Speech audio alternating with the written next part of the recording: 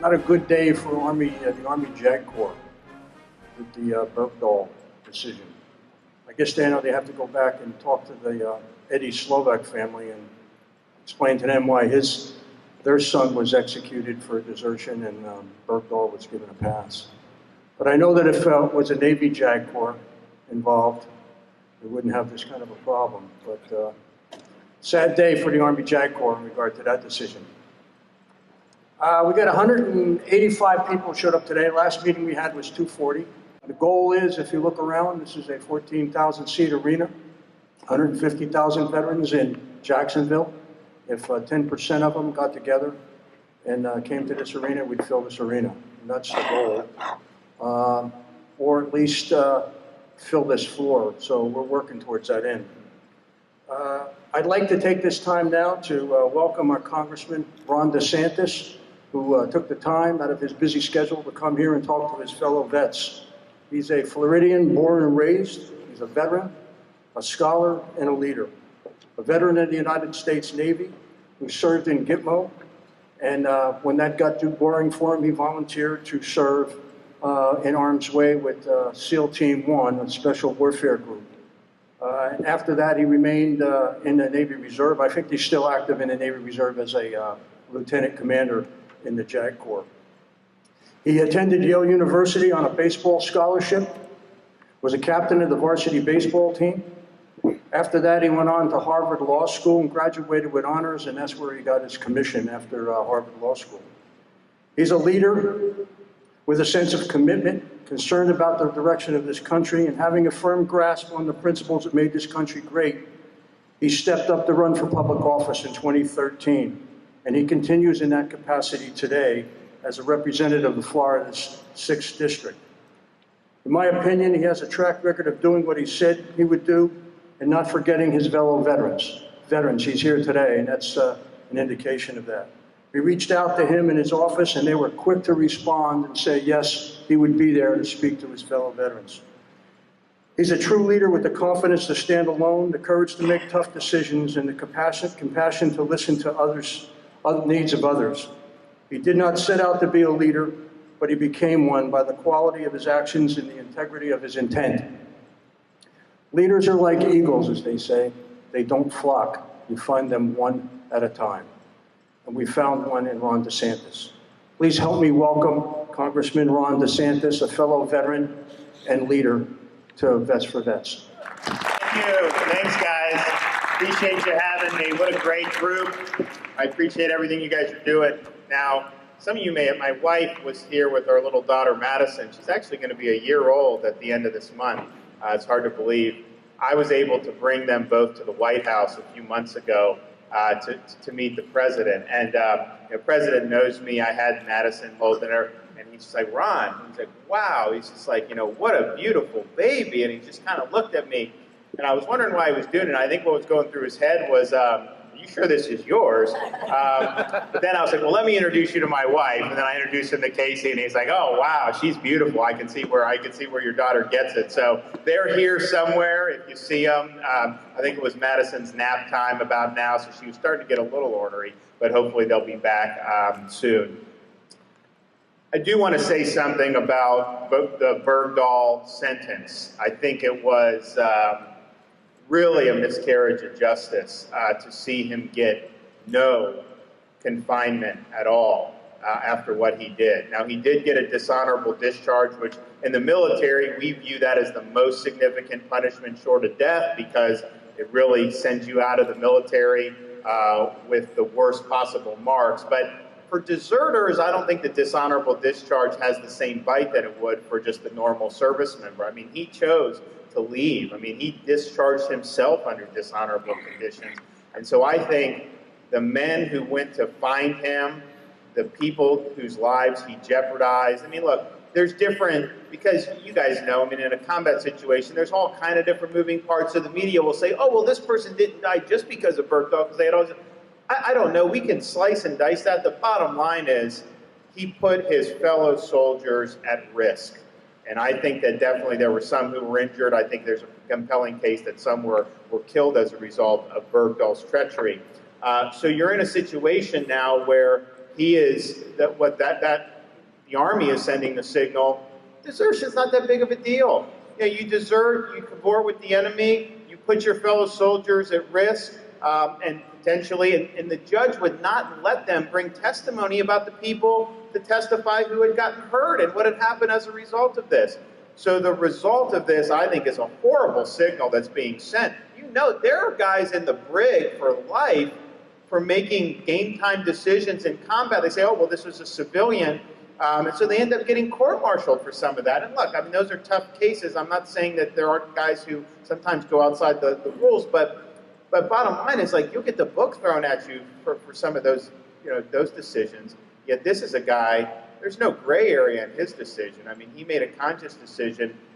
And it almost seems like, there's just too much political correctness with some of this stuff. We tend to look at him and say, oh, he was going through all these difficult things. That would not have flown.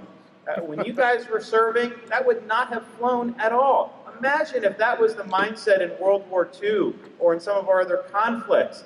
That just doesn't work. So I think that sentence is emblematic of some larger problems in our bureaucracy. I think we've gone too far in worrying about political correctness, worrying about all these other things, and to the extent to where you can desert in wartime, cavort with the enemy. And when I was in the military, we put people away for financial crimes. I mean, give me a break. There are guys who would go UA for 90 days. They at least stay 90 days in the brig. They put him in the brig after they pled guilty, and he gets no time. So this is very, very troubling, and I think that there's deeper problems with how military justice is operating. You remember Nadal Hassan at Fort Hood. He's shooting all the people there at Fort Hood, saying Allahu Akbar, Allahu Akbar. It took him 4 or 5 years to convict him. Now, that is the easiest case possible. He killed people. He injured people. You have eyewitnesses, and yet somehow it takes all that time to do it. He did technically get adjudged the death penalty, but I guarantee you none of us will live to see him actually face the death penalty because that's the system that they have. So it's really, really frustrating, and I think that was I think it's going to hurt morale in the military active, but I think it's a gut punch to people like you who have served honorably and with integrity. To see someone doesn't do that, it's almost like a shrug of the shoulders. So what are we doing in the Congress to try to help veterans? I'll tell you, as much of a problem as the bureaucracy in the VA can be, and it's still an issue, I think the president was very interested in shaking up the VA, and he elevated David Shulkin, who was actually one of the assistant secretaries under Obama, and a lot of people kind of scratched their heads because they said, look, we want to change from the previous policies. But Shulkin has really gone in there, and then with some authority Congress has provided to root out some of the folks who aren't doing a good job, he's actually made a lot of changes in a relatively short period of time. I think the VA is such a big bureaucracy, there's a lot more you need to do. But I think that that's definitely going in the right direction. I think you've actually seen some progress there in terms of accountability.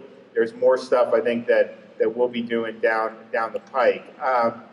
The bill that I'm pushing is, we talk a lot about post-traumatic stress with the veterans, and it's something that, look, this is not something that people really cared about as much 56 years ago. I mean, I've had Korean and World War II vets come up to me and say, oh, they just told us to get over it, don't worry about it. I mean, so it's like, and I'm not blaming them, but that was kind of the mindset previously. And I think now we're looking at it, particularly when you have an all-volunteer force and you send people. It's a very small percentage of our society who ever puts on a uniform now. 1%, 2%, and you have some of the same people deploying. Once 9/11 hit, you have Afghanistan deployment, Iraq deployment, another Iraq deployment, another Iraq deployment. So you're in situations where a lot of these are high-stress situations just because you're there, you have a bunch of people in Arab garb, you don't know who wants to kill you and who wants to work with you. So it's a stressful situation. There are obviously a lot of things happening on the ground there that would cause people to have a lot of emotional trauma.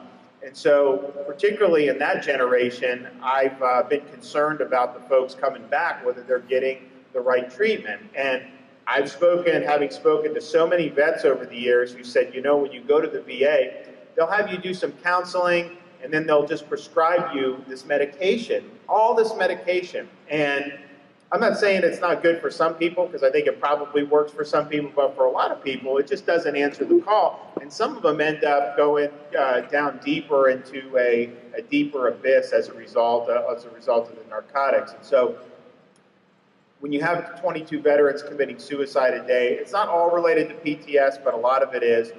There's got to be something that we can do. And so I got into the issue with the service dogs as a potential alternative treatment for vets with post-traumatic stress, because we have a good group here in Northeast Florida, Canines for Warriors. And so we had been working with canines. We saw the positive results. But then there's only so many veterans who even know about that. Veterans who are just toiling around the VA, a lot of them have no idea that this is an option, and the VA had historically said, no, we're not dealing with any service dogs. We don't have enough research to show us that it's effective, even though you are starting to get some research. So I thought that was wrong, so we introduced the PAUSE Act last Congress to say, for veterans who are going through the VA, when they do the counseling, do the drugs, if they're still symptomatic after that, let the VA link them with one of these service dog organizations who are training dogs. These are not just therapy dogs. They're trained to be service dogs. They understand the symptoms associated with PTS, and then they're able to help the veteran reintegrate into society. Everything from veterans having a nightmare, veterans in a big crowd. The service dog is there and is attuned to that. And we've had a lot of veterans come up to me, say, thank you for doing this, because if I didn't get my service dog when I did, I probably would have committed suicide. I've had veterans who are now doing things very productively when they just were not productive before they had their service dog. So I think that the results, I think, are pretty clear if you're willing to look at it. So just by us introducing the bill, and then me holding a hearing, I'm the chairman of the National Security Subcommittee, so we brought in one of the guys from Canines. I brought in a Marine, Cole Lyle, who had gone through all this and has a service dog. I brought in somebody from a animal welfare research organization who's supporting it. And then we had a bureaucrat from the VA on the panel. So the VA bureaucrat is saying, well, we don't believe that this is this. And then I got real live people saying lives are being saved. And so it's so embarrassed the VA that I think once Shulkin got in, he realized, and I give him credit, he's supportive of what we're doing, that, look, this has got to do. So they've actually started to open up the arteries with service dogs for PTS vets administratively through the VA. And so just by us pushing the issue, we're already now linking veterans with service dogs through the VA, which we hadn't been doing before. Now, we're not doing enough of it, and I think my bill will put a good structure on it, and you'll be able to see over a 5-year period how this works and potentially could really open up great opportunities. So we have, I think we have about 210 co-sponsors in the House out of 435 members, and I could probably get another 20, 30 pretty easily, which will be enough to pass it. It would pass overwhelmingly. It's in the VA committee right now, and we're trying to fight kind of some of the old thinking there on some of the staff members and whatnot about whether this is a reform that we want to do. A lot of the bias in Washington is status quo. They don't want to do this, they don't want to do that. So we're pushing it, but I would just ask you guys, if you're in Washington, or you're in touch with your member of Congress, or you're in touch with people on the VA committee in particular, let them know that this is something that we need to be doing, because I think time's a wasting. I think we can save some more lives if we get this going quickly. And it's something that the American people, it's a very popular idea, because Americans want to help veterans, and they like the fact that these dogs are being trained and really put to good use. Some of you guys know, like these military working dogs that they would have, deploying. And these guys, those dogs are saving lives in combat. And we've done a good job using this. I think you can use dogs here for this. So that's what we're doing. We had a meeting 2 weeks ago in the White House. Laura Trump is chairing the Pets for Vets task force that they have. They're behind our bill. We had Shulkin there. We had Ryan Zinke, who's the Interior Secretary, who's a Navy SEAL. We have a lot of the other folks in the White House. And I think we're getting a lot of good momentum, but we just got to push it through kind of the bureaucratic hurdles in the House. Once we do that and it's on the House floor, I think it'll pass overwhelmingly. Then I think the Senate, there's a clear path, and I know the President supports the bill. So that's something that's grown out of this area here, this bill. If we can get it done, I think it'll be a great national story. You know, we're working on it day after day to try to get this right. And beyond that, I would just say, you know, as you guys encounter different things, just let us know in the Congress what could be done to be better.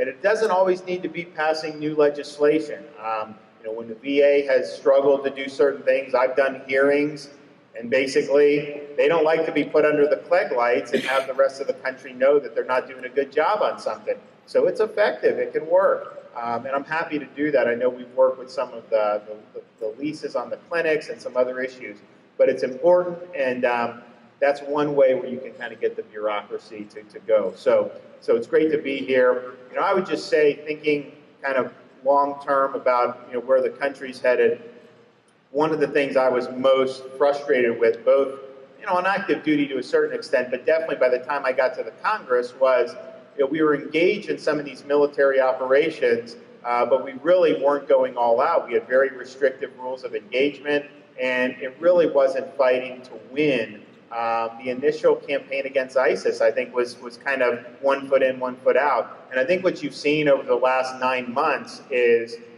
the rules of engagement are designed for us to fight and win against ISIS. And we're not holding back. And I think the results of that have been plain. If you look at the map 6 months ago, the amount of territory ISIS controlled, and then you look at it now, I mean, they're getting routed.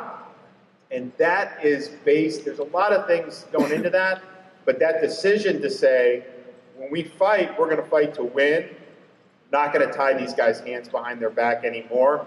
I think that was the crucial decision to get us on the path to where we're defeating ISIS. Now, there's going to be problems with people, homegrown terrorism. That's not going away. There's a lot more we need to do.